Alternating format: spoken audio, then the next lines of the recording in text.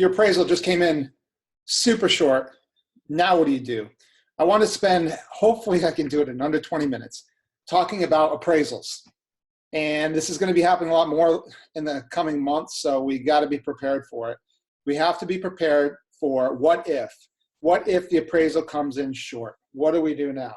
Have we had those conversations with the seller already to be warned?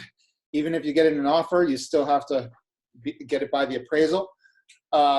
Or if the seller is trying to list a property too high, how do you use comps to make them realize they're just setting themselves up for failure?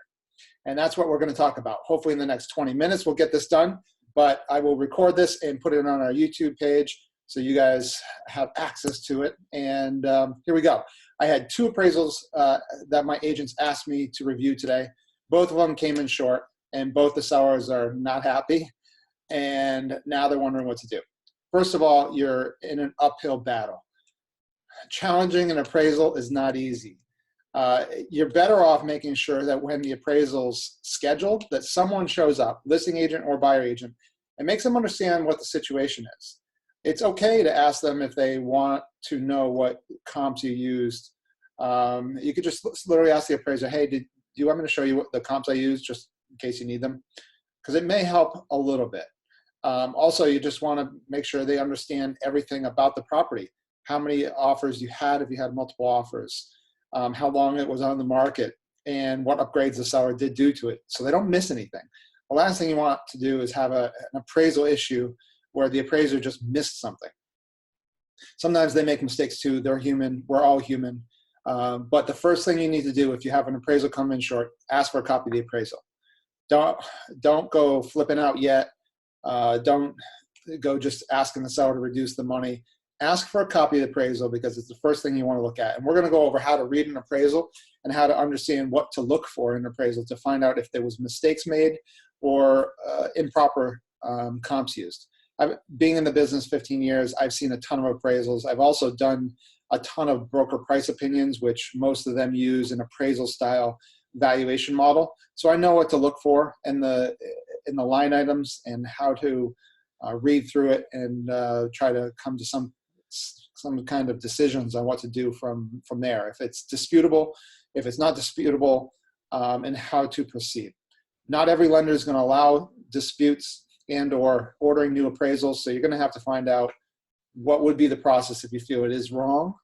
But before you jump to saying this is wrong, this is off, you do need to get a copy of the appraisal. So let's look at a couple that I got just today that our agents asked us to go through and asked me to take a look at for them.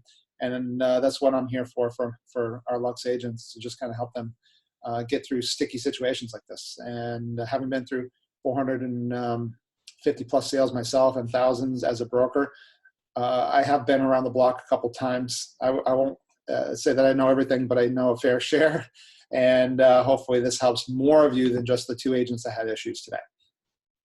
There we go. First of all, you want to make sure all the details in the appraisal are right on page one, the address and stuff like that. And we'll look at two different appraisals. I'll show you one. I kind of skipped over a portion of one of them in the first one just because I didn't want to waste too much time in looking at 26 pages of an appraisal. But after the first page, there's usually typically a section that talks about the subject property being your listing or someone else's listing if you're on the buying side. And one of the things you want to check is the improvements. What is on the land?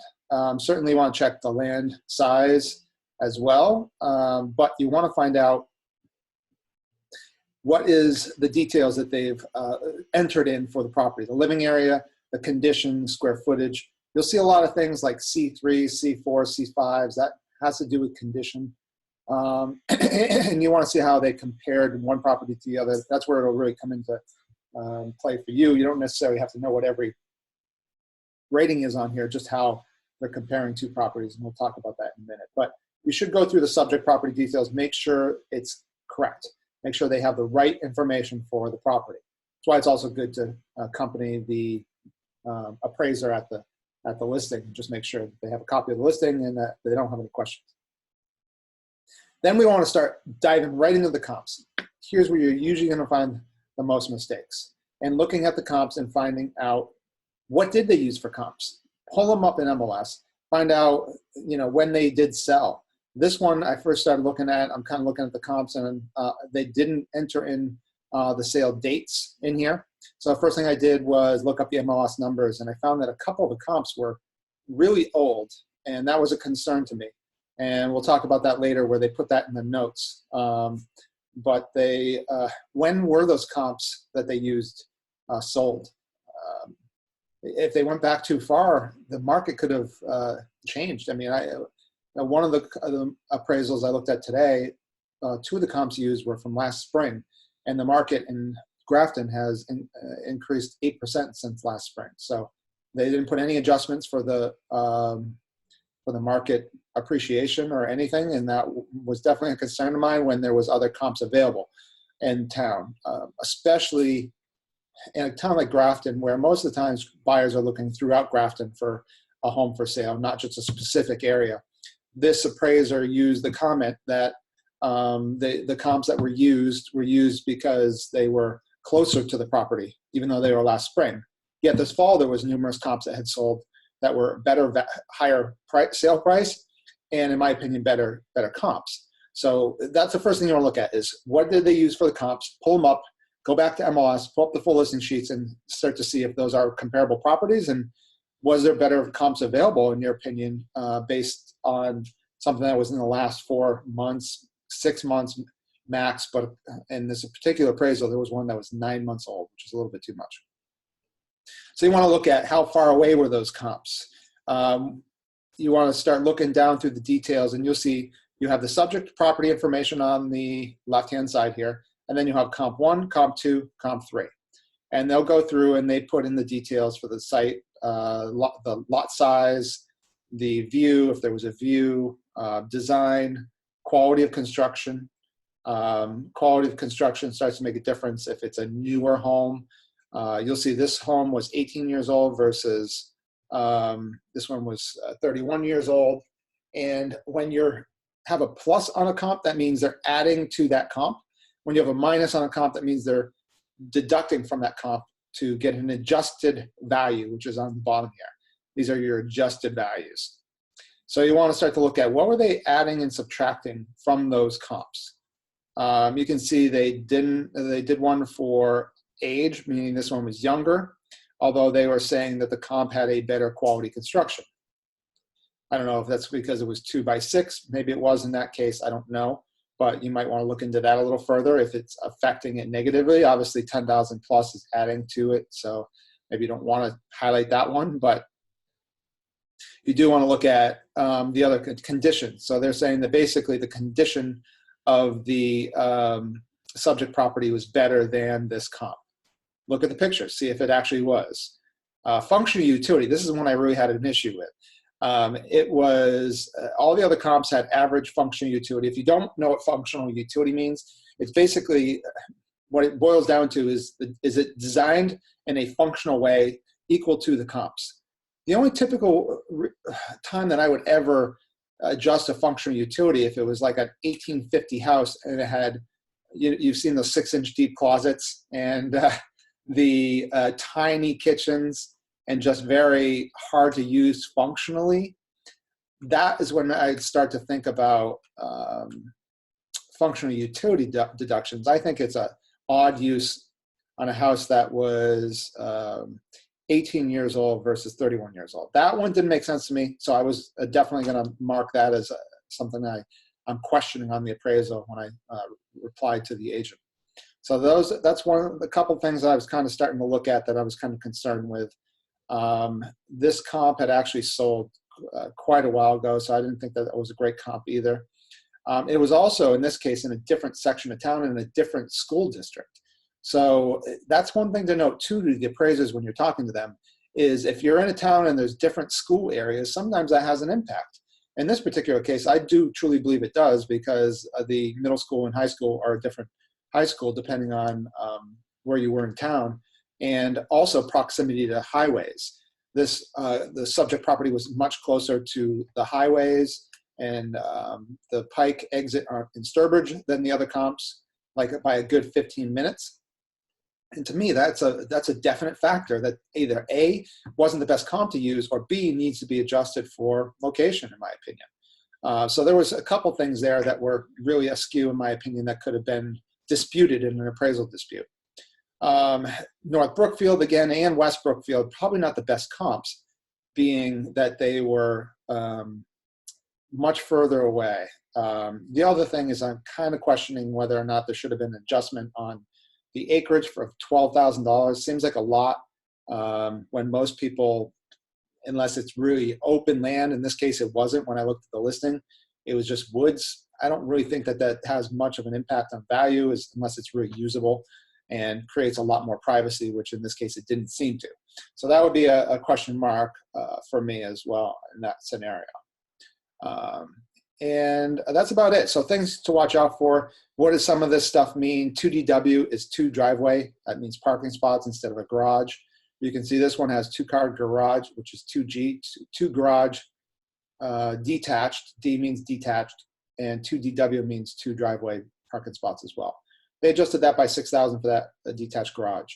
One of the things sellers love to tell you is, oh, I've got a detached garage we built. It costs $30,000, so that should adjust my comps $30,000. Not really. Appraisers most of the time aren't going to give you much more than $15,000 for a garage as a deduct. And you know, if you talk to appraisers quite often, there's all these kind of rules of thumb on what should be used for additions and subtractions to comps based on number of bedrooms, number of baths, that kind of stuff. Here's my thoughts. Every time you do a deal, ask for a copy of the appraisal. It'll help you get used to seeing appraisals and see what they're using for an adjustment. Bedrooms usually typically $4 to $5 grand. Bathrooms $4 to $5 grand. They're never giving you the full value of the actual costs of improvements, especially in this market where construction costs are so high. So keep that in mind. Is, you know, it's a large part of it is going to boil down to the lot size, the home finished square footage size, the number of bedrooms, number of baths, and is it like kind to the comps. The money you spent on your kitchen that your neighbor didn't, it's going to be tough. You know, yes, you can get some adjustments. You're never going to see, you know, condition adjustments of 40 grand, 50 grand. It's just typically never going to happen. So you have to be careful of that. A, when you're improving your house, and B, when you're comping a house for a seller, is to keep in mind that they're largely going to look at a lot of the comps and hopefully have some comps that are like kind condition that have sold. Those are the best instead of a ton of adjustments. Tons of adjustments make appraisers nervous, and also it just doesn't bode well for getting the appraised price out of it you need to based on your contract price. So you want to look at all those things. How much square footage is in the basement? Is it finished? If it was, you'd see a line item here. Design style, view, site, fee simple. You're pretty much going to see every property in Massachusetts be fee simple, so you don't really have to worry about that. You can see this comp, sale date, 5/19, and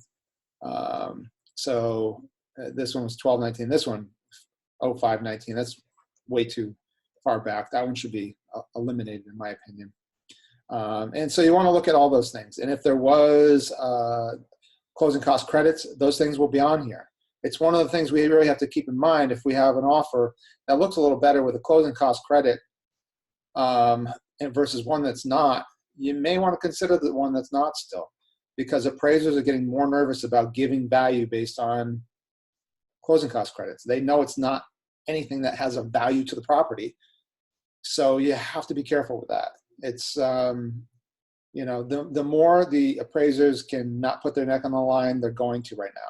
I've seen this happen in 2008. I'll see it happen. I'm sure we're already starting to see it happen again, which is appraisers are kind of getting the message to be careful in their appraisals. Don't put us as the lender in a poor position on our loans. The appraiser's job is not for the buyer, it's for the lender. It's for the lender to make sure their equity is secure in the property. And when a buyer is putting down 3.5%, they really want their appraisers to be careful, because 3.5% can go away fast in a depreciated market. And the last thing all these lenders want is a bunch of properties they end up owning.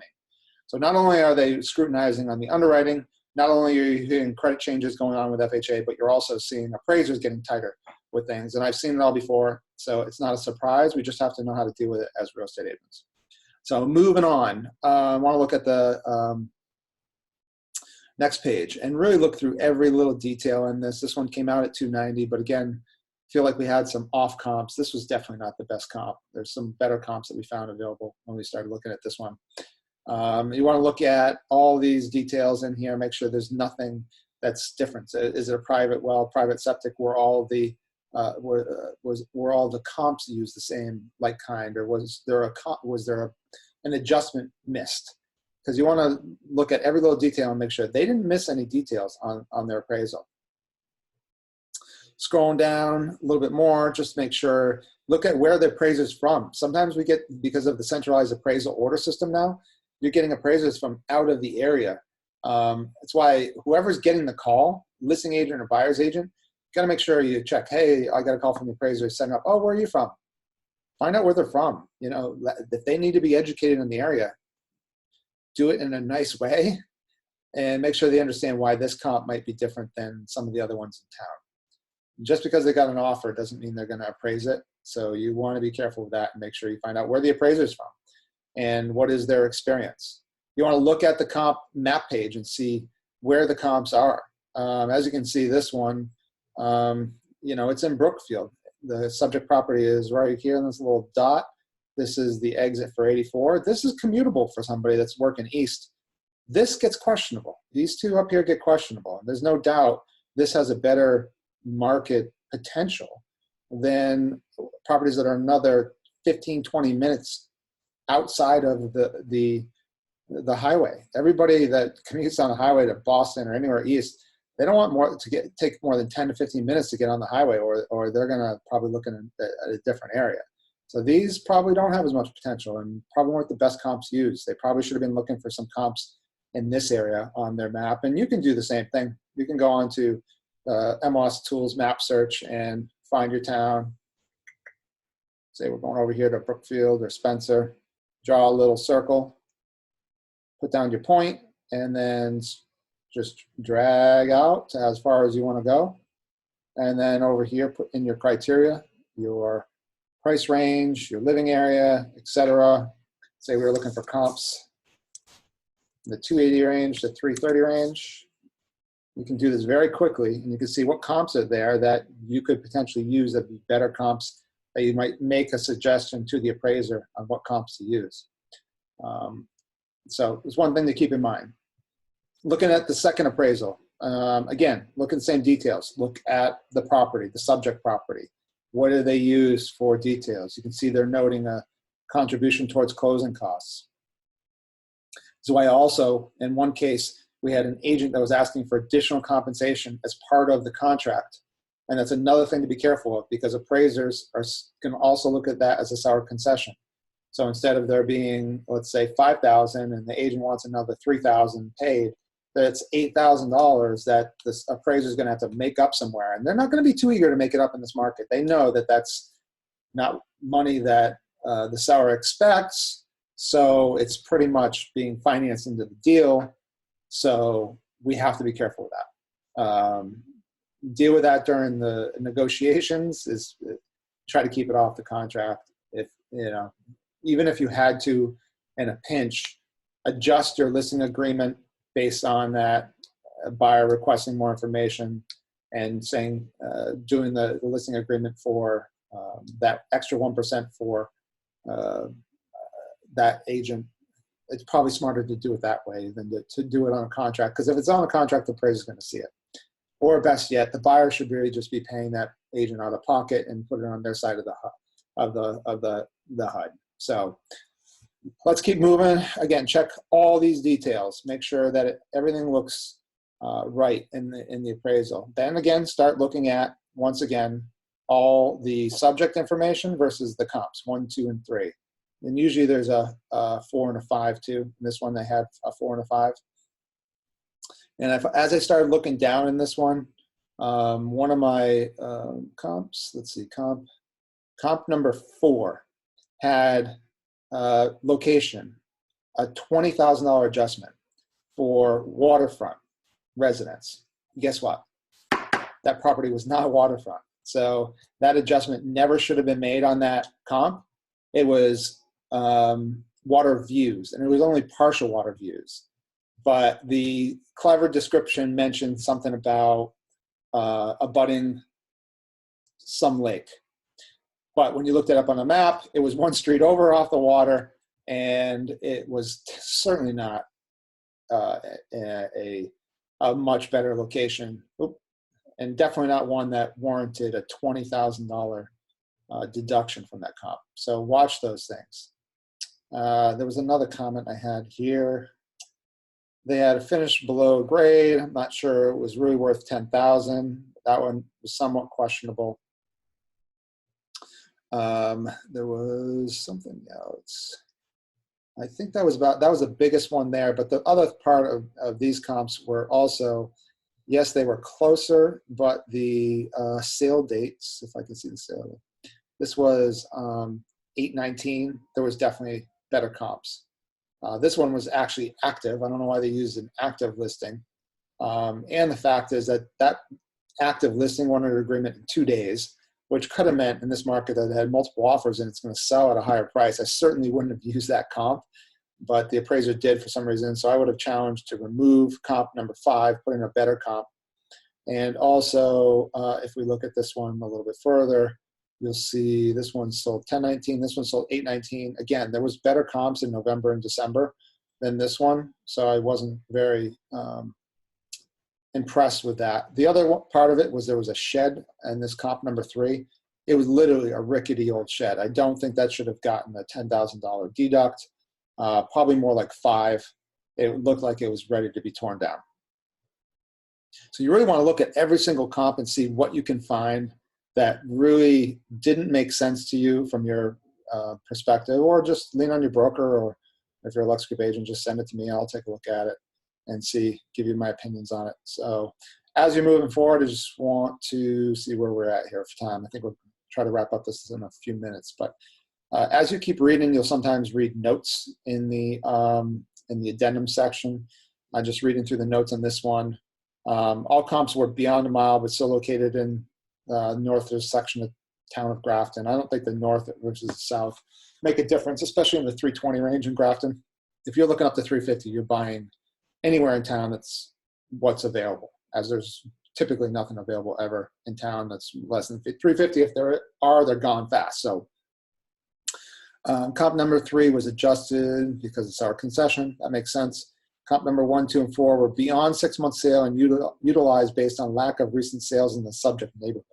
I do not agree with that in this case, because there was much better comps that were much closer, and all those comps that were used were so far back that, to me, the market value has increased in town and should not have been selected. So this was a major dispute. If you're going to get an appraisal thrown out and potentially a new appraisal ordered, it's you got to have something big, like a complete misuse of comps. In my opinion, this might warrant that, versus disputing certain line items on the appraisal. So you have to figure out what's my best bet here, trying to get them to adjust it. Typically, if it's $5,000 to $10,000 you're looking for, it's probably an adjustment issue. If you're looking at $20,000 or more, that's the difference in the appraisal, and you think it's justified that it should be a lot higher, then that would probably be a whole new appraisal. The reason being, most appraisers aren't going to admit they're wrong. They don't want to admit they're wrong, or that they don't know how to do their job. So it's going to be hard to get them to adjust. 5 to 10 grand, they can say, I made a little bit of mistake. Yeah. 20 grand, they're going to be not happy about adjusting at all. So you just have to kind of think about what is in it that you feel was wrong, how much is the difference, the delta to make up, and how are you going to make that up? Sometimes you can just get the seller to adjust too, because at the end of the day, even with some adjustments, if there's still 5 to 10 grand off, if you go back on the market as a seller, there's no guarantees you're going to get the same offer again. And even if you did, you still have to risk whether the appraiser is going to pick some of the same comps or not. So I always tell sellers too, especially when you're listing a property, even if we fool the buyers in the market, it doesn't mean we're going to fool the appraiser. So we need to make sure that we address that. That's why our offers, also for the buying side, if the buyer's got additional money for down payment, if we go above list price, we have a clause in our offers that allows basically says as long as the property appraises at list price or better, we'll close, and we'll bring additional down payments to the table to make up the difference. Those can be safer offers for sellers. And if I was a seller seeing an offer like that, and there was several offers on the table, I would consider that offer over asking more than the other ones, because the buyer's already said that we're going to bring more money to the table if it doesn't appraise, at 310 and it was listed at 300. So we have to keep all that stuff in mind as we're making offers now, as we're dealing with appraisals, because we're in a changing world, and we have to be careful of all these little things that could sabotage a sale and could lead to disappointment on some or all parties involved. So just be cognizant of it. Try to eliminate these things up front by using good comps when you list the property, explaining to the seller how appraisals work and what appraisers are going to look at when they're appraising the property, regardless of what the offers that come in are. And make sure you're negotiating good offers. When you are negotiating offers, make sure you're meeting the appraisers, and make sure you're trying to lead them in the right direction without telling them how to do their job. And all these little things that a great agent has behind them for skill sets, this is the stuff that makes deals happen. So be skilled, be good at what you do. If you have any questions regarding appraisals ever, reach out to me. There's also an appraisal network, Ask the Appraiser, on Facebook you can find. Stacy Chandler runs that group. It's a great spot to ask if you see something weird in an appraisal. If you want to call me anytime, I'd be glad to help, or text me, 978-400-1617. That's 400-1617. Be glad to help anytime I can. Hopefully this was helpful. It gives you a real, beginner's look at how to look at an appraisal, but it will help you make sure that you are not just going to take the appraisal and say, I don't know what's wrong with it, but actually look at it, read it, get to understand it a little better, understand what the appraisers are doing, and try to get your sellers' interests covered when it comes to appraisals that come in short. Have a great day. Talk to you soon.